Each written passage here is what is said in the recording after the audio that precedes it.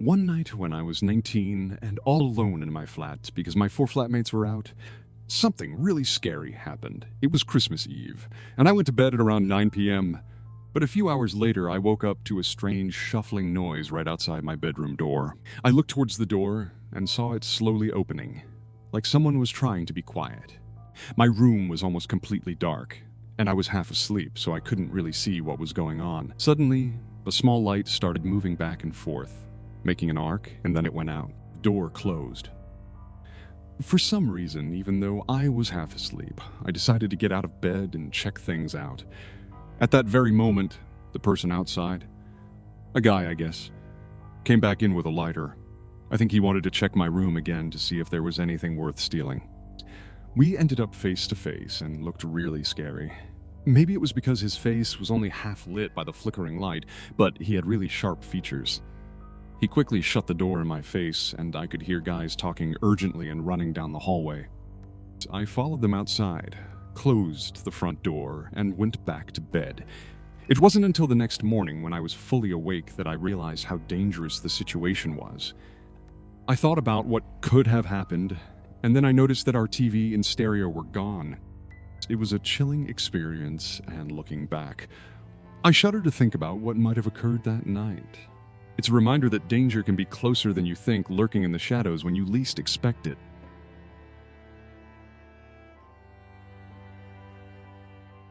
When I was 17, I still lived at home with my mom and my little brother who's 5 years younger than me. My parents had been divorced for a long time, and my dad lived about half an hour away. One week, probably during the Easter holidays, my mom and brother went to our summer house, about 600 kilometers away. I stayed home because I had my first job at a grocery store and could work more hours when there was no school. One night, in the middle of the night, the phone rang. It was the family number, not my own line, and I was barely awake when I got to the kitchen to answer.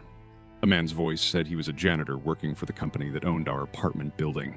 He claimed to have a master key to all doors and that he had been in our flat watching me while I was in the shower. He said he was coming back. Slammed the phone down. Rushed to check that all the locks on the door were secure, and even locked the inner door for extra safety. I felt scared because it seemed like the person knew I was home alone. The next morning, I called the landlord's service line, but they said they didn't give out master keys, and the guy's story was not true. I was still scared, thinking the person must have known I was alone. We had a big dog at that time. He part German Shepherd, part Riesen Schnauzer, and part something else. Yeah, 3 halves, I know, but he was a big boy. My mom left him with my dad while she was away, so I called my dad, told him what happened, and he thought the caller was just trying to scare me over the phone. He helped me make a police report and offered to come stay, but I just asked him to bring our dog. Once I had our dog with me, I felt safe for the rest of the week. He had protected me before when a guy tried to bother me while I had the dog off the leash. The guy got a big surprise from our 50-kilogram protective pup. That was the creepiest thing that ever happened to me when I was home alone. And just as my dad said, there were no more calls and no one came to our flat.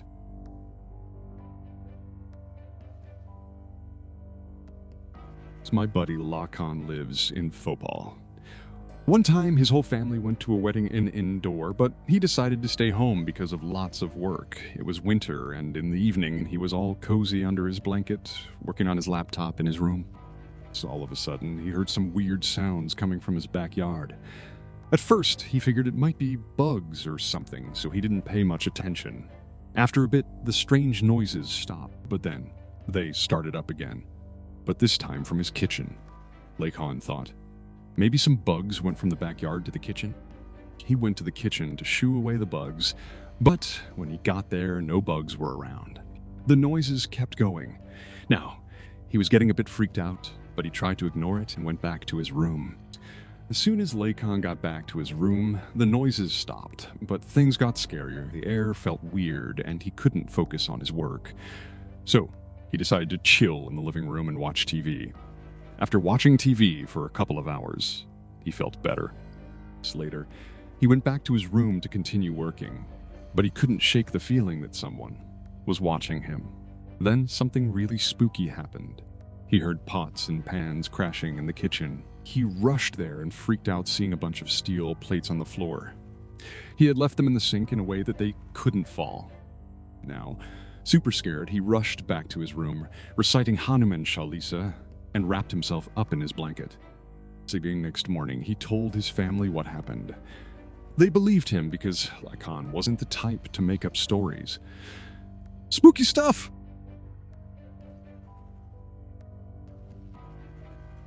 When I was about 13 or 14, my parents started leaving me and my sisters alone at home.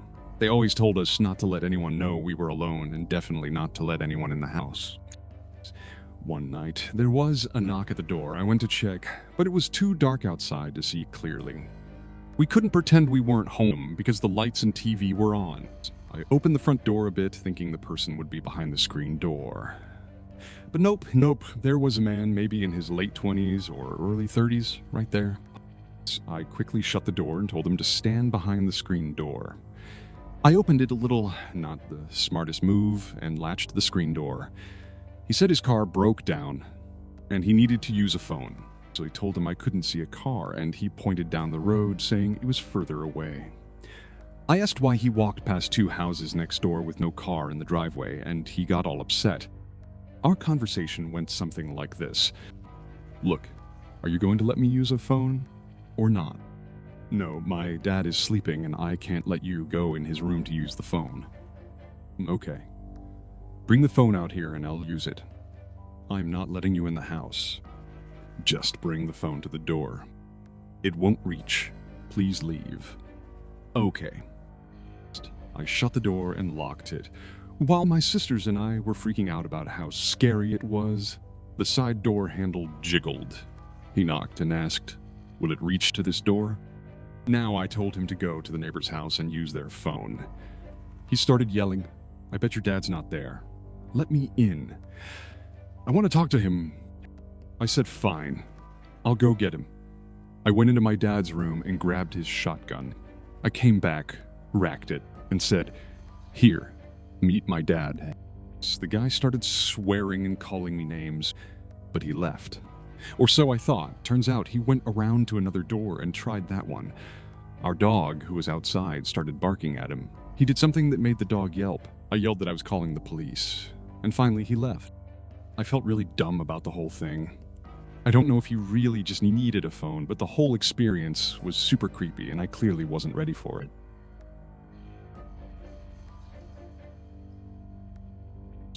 I wasn't really alone at home. My friend was staying over while our parents were at a resort an hour away. We were just chilling, watching not-so-great sci-fi movies and munching on cold pizza. She fell asleep around 11 p.m., but I stayed up. I was 15, and she was 14. It got close to 1. I started feeling weird. You uncomfortable, you know? I couldn't figure out why. I tried to ignore it, but it got so bad that it felt like someone was watching me. During the day, my dad had taken down some blinds while fixing windows, so there was a clear view into the house. We lived in a quiet neighborhood, so nobody thought much about it. I got up to walk around, hoping to shake off the feeling. But when I neared the window on the other side of the living room, I saw something strange. A foggy spot on the glass, about 6 inches wide, getting bigger and smaller every second. I was so paranoid that I couldn't figure out what it was. I moved closer, and that's when I saw it breathe. A man's face was just centimeters away on the other side of the glass. I called out to my friend and told her to switch on the security lights. She freaked out and ran to the kitchen, while I grabbed my phone, called my parents, and picked up a knife from the coffee table. The guy pressed his hand against the window, staring at me, and then vanished into the dark. My neighbors, done with shotguns thanks to my parents' call, showed up in less than 2 minutes and stayed with us until our parents got back. They didn't find anything of the guy, just footprints in the garden bed. We moved a few months later. Too creepy to stay there.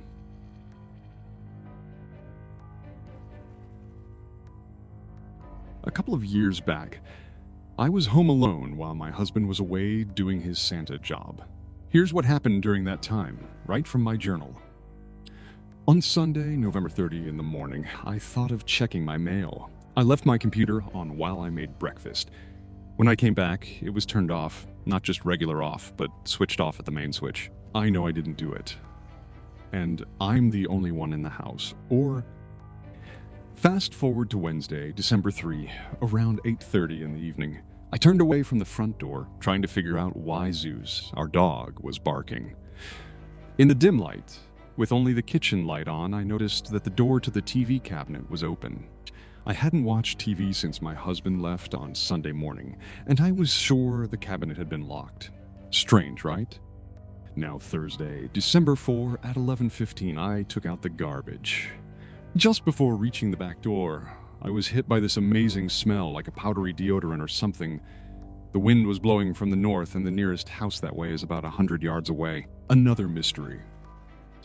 At 11:45, I went to take my tablets from the serving hatch. Instead of going around to the passage side, I took the shortcut through the dining room. I noticed my husband's chair was pulled out and crooked, just like he always leaves it on Monday. When I vacuumed, I straightened all the dining chairs, and they were still in place last night during supper. Is there more going on now, or is it just that being alone in the house? I notice it more. Jump to Sunday, December 21, at 10 in the evening. It started raining, and I expected a thunderstorm. I shut off my computer and went to the lounge. Surprise, surprise, the right-hand door to the TV cabinet was open again. I'm positive I locked it. I was a young mom with 2 boys, living in a kind of wonky house in Fort Worth, Texas. The place had some issues. It felt like a roller coaster inside with all its ups and downs. Doors didn't want to cooperate, and some just wouldn't shut. We also had this breezeway connecting to the garage with a flimsy roof, and our washer and dryer were there. Plus, the door leading to the breezeway wouldn't lock, and that's not cool, especially where we lived. It was October Halloween night. My boys were snoozing, and my husband, a music genius, was away for a gig. I was alone except for the kiddos.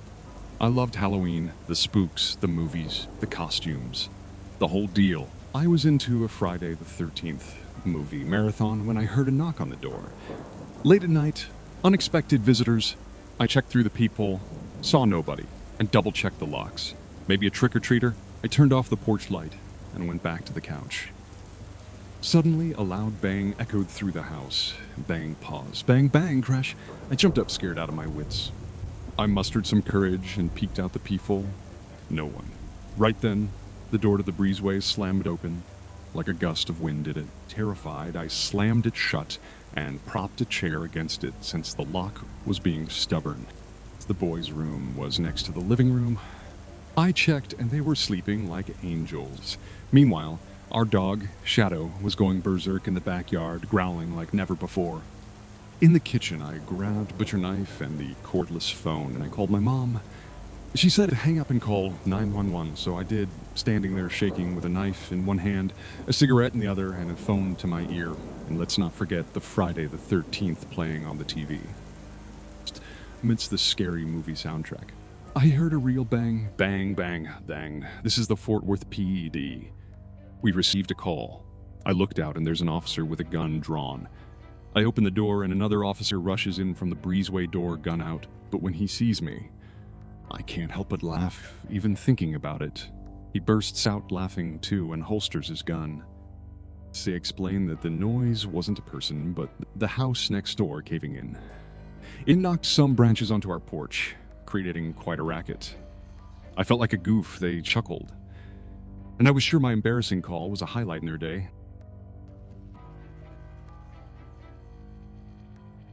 Back in 7th or 8th grade, I had a seriously scary experience. Living in the countryside teaches you to handle all sorts of things, but when it comes to strange human behavior, it's a whole different story. One evening, my parents went out to play cards with friends, leaving me at home recovering from the flu. I was on the living room couch, engrossed in a book, and asked my mom to close the curtains. The sun was bothering me, and I was feeling weak. All seemed peaceful. My cat Whiskers and our old dog Julie were enjoying the warmth of the fading sun. I must have dozed off when I woke up to Whiskers hissing and Julie growling, like I'd never heard before. The house had turned pitch dark, and all curtains were wide open, except the one my mom closed for me. The only light was the one I was reading under, making me feel like I was in a spotlight. In my nightgown with my robe untied, I was in a bit of a jam. Someone was at the front door, jiggling the doorknob. Fortunately, the deadbolt was locked. As I tried to figure out what was happening, I heard crunchy footsteps on the porch. The person was heading to the kitchen window. Fully awake now, I rolled off the couch and hid against it, legs pulled up so I couldn't be seen.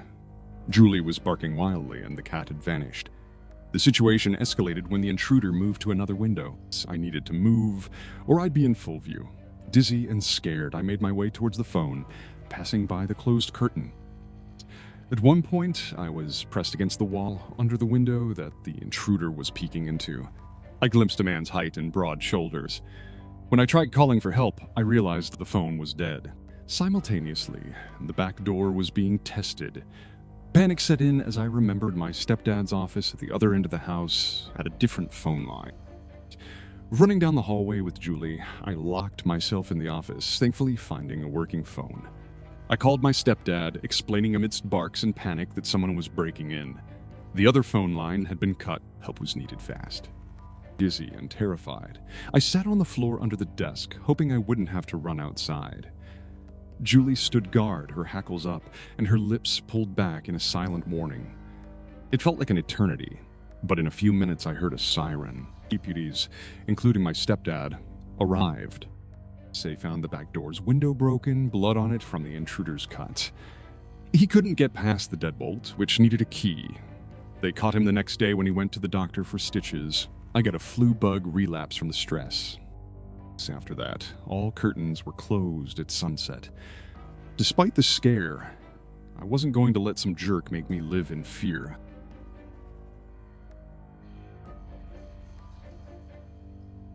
When I was 22, I had a job at the local grocery store working late nights, living in a not-so-great neighborhood with my roommate Mark. Our apartment was a haven, even if it was in a sketchy area. One night, after the usual midnight return, hunger led me to the kitchen. As I grabbed a frozen burrito, something caught my eye. My bedroom door was slightly open. Weird, because I distinctly remembered shutting it that morning for privacy. Hello? A call down the hallway met with eerie silence, suppressing fear. I turned on the hallway light, asking if it was Mark, half expecting one of his odd pranks, walking toward my bedroom. I pushed the door open and found nothing unusual. The room looked normal, just my bed and nightstand. Puzzled, I closed the door and went back to the kitchen. Microwaving dinner and turning on the TV, a muffled thump echoed from the hall. Brushing it off initially, a second thump left me uneasy. "Mark?" I called, hearing a response that made me relax. He dropped something, or so I thought. As I retrieved my food, a text from Mark sent shivers down my spine. He claimed to be running late at work, asking me to leave the door unlocked. Confused, I texted back, only to learn he was still at work. Another noise from the hall made me look up. A large silhouette stood there, holding a butcher's knife. Panic set in as I sprinted to the front door, the ominous clunk of boots following me. Without looking back, I raced down the emergency stairs, calling the cops in the parking lot.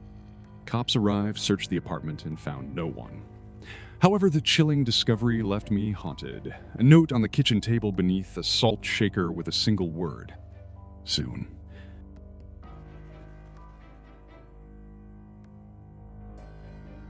A few years back, when I was 15, just a high school sophomore, a chilling incident unfolded in my quiet Ohio home. It was a typical November night, living near the countryside, surrounded by a few houses. My parents had gone out for the night. My brother was at a friend's, and I was home alone. The night started peacefully. Snowfall outside, some TV, and Xbox to unwind. No drinks or drugs, just a relaxing evening. However, around 11 p.m., an uneasy feeling crept over me. Dismissing it as loneliness, I resumed playing Halo until I heard it. Smack, smack, smack. The sound was loud. Not from the TV, I froze as it echoed from the window above the couch. Turning around, blinds lifted, I found nothing unusual in the snow-covered landscape. Convincing myself it was just nature's randomness, I headed to the office to distract myself. But around 30 minutes later, a chilling hoomp came from the window to my right. I set in. This wasn't nature. Grabbing a flashlight and knife, I scanned the yard, finding mysterious footprints in the snow leading to the forest. Terrified, I called my mom, who advised locking doors and calling the cops if it happened again. With every door secured, I retreated to my room, still doubting the reality of the situation. Music in my ears, I nearly dozed off. Whack, whack. The haunting sound shattered the silence. Unable to move, I called my parents, and within 45 minutes, they returned home. No incidents occurred after that, but the mystery unfolded outside. Tracks circled the house, leading to a shelter with pictures of our home and a sledgehammer. The tracks extended to a distant road. I never spent a night alone in that house for years after that.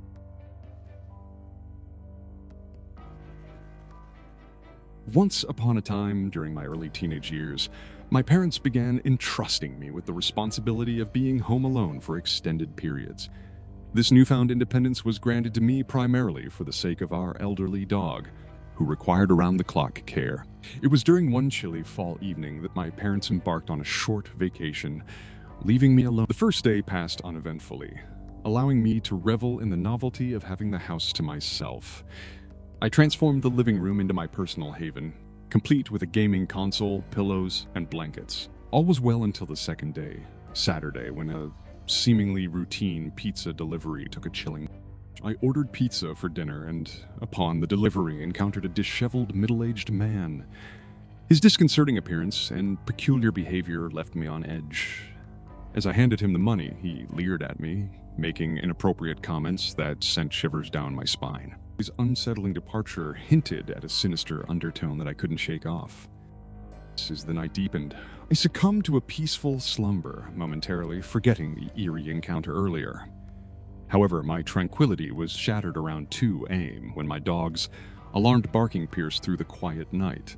Stirring from my sleep, I noticed a face in the window, the same man from the pizza delivery, grinning malevolently. Waves of fear washed over me as I contemplated how long he had been observing me in my vulnerable state. Swiftly, I jumped out of bed, ensuring my faithful canine companion was tended to, and armed myself with a baseball bat. As I cautiously approached the living room, I found the intruder had moved from the window to the front door, knocking gently and making unsettling remarks. Panicked, I assured him my parents were in another room, praying that he would leave. Sin's frustration grew and the situation intensified. The man pounded on the door violently, vowing that I wouldn't call the police.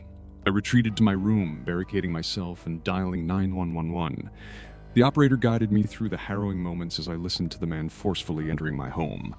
The approaching sirens signaled the arrival of the police, prompting the intruder to flee. I breathed a sigh of relief, but the terror lingered. The investigation revealed his criminal history, and although the case stayed open for a while, the man was never apprehended. The chilling reality that he remained at large continued to haunt me, a constant reminder that safety at home could never be taken for granted. The unnerving experience left an indelible mark on my psyche, and the lesson learned was crystal clear: never opening the door for strangers when home alone.